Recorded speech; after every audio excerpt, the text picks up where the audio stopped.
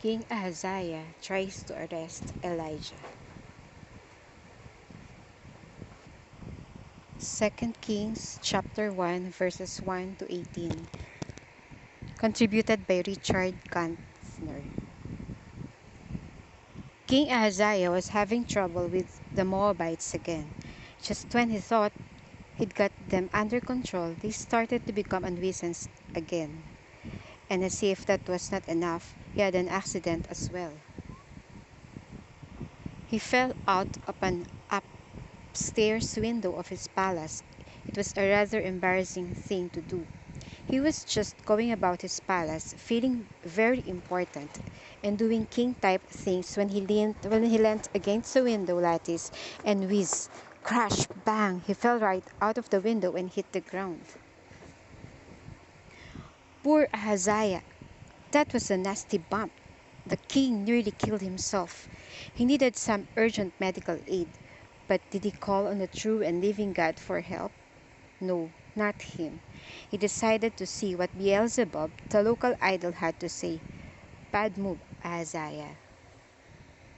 So he sent messengers to run as fast as they could to Beelzebub's shrine. Now, just in case you were wondering, the name Beelzebub means Lord of Flies, and as you probably know, flies are attracted to dead things. Doesn't sound like the best choice for medical aid, does it?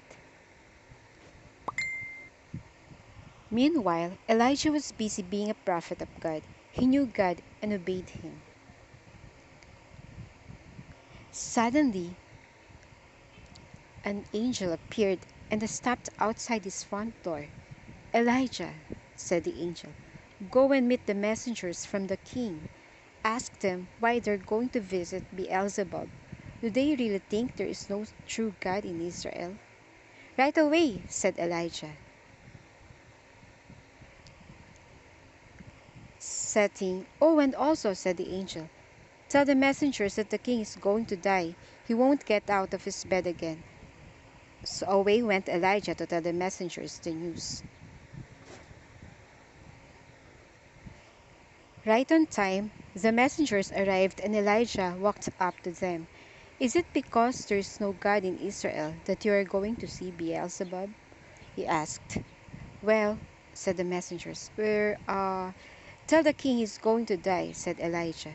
"He won't be getting out of his bed again." The messengers went all the way back to the king. "Well," demanded the king, "what did Beelzebub say?" "We didn't get to him," replied the messengers. There was this man, and he wanted to know if you were sending us to Beelzebub because you thought there was no God in Israel." "And," said the messengers, feeling very uncomfortable, "the man said you won't be getting out of your bed again."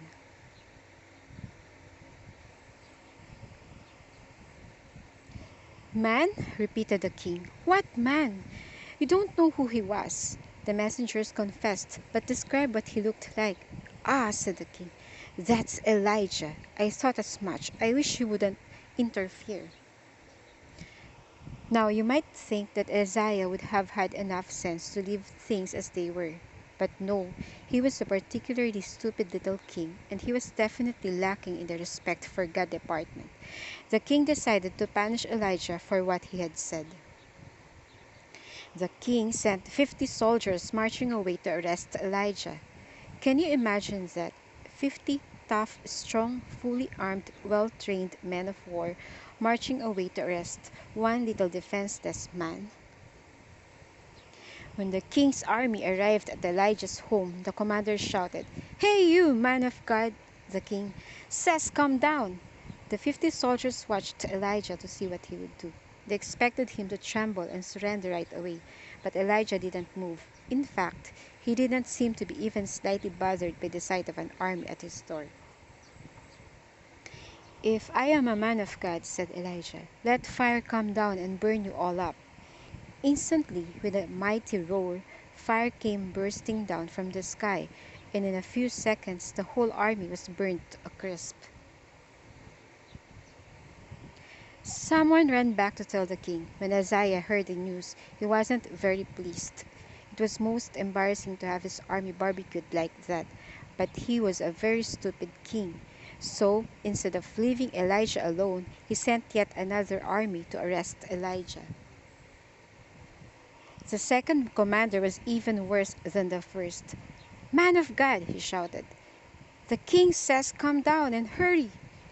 "If I am a man of God," said Elijah, "let fire come down and burn you all up."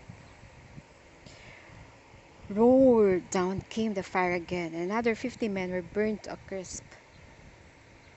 When word got back to the king that yet another of his armies had been crisped, he was rather disappointed.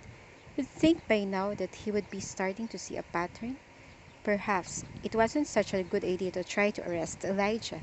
But no, Ahaziah couldn't get the point. He sent yet another army to arrest the prophet. But this time the commander of the army used his brains. "O man of God," he begged, "please let me and my men live."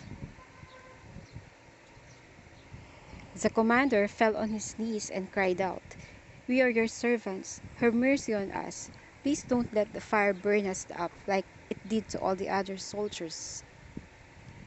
Elijah was pleased with this approach, and so was God. "Go with these men," said God to Elijah. "They won't hurt you." So Elijah went to see the king, and the king was really pleased to see him.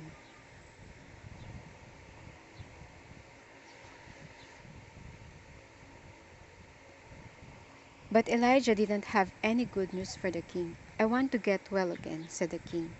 "Your heart is full of idolatry," replied Elijah. "You sent messengers to Beelzebub, a false god, as if there were no God in Israel.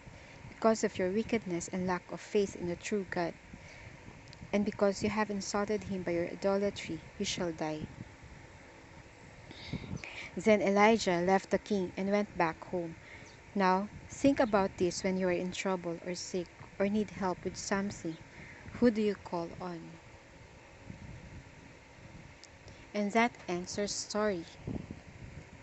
King Ahaziah tries to arrest Elijah.